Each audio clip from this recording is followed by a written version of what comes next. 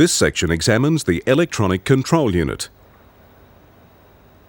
The electronic control unit receives signals from different sources. A switch at the brake pedal provides a brake operating signal. Another in the ignition system signals the engine is operating.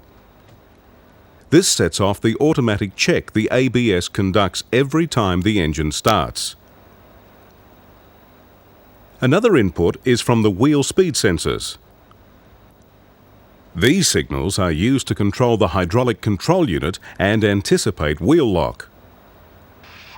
If a wheel starts to lock, the electronic control unit operates the solenoid valves to reduce hydraulic pressure appropriately.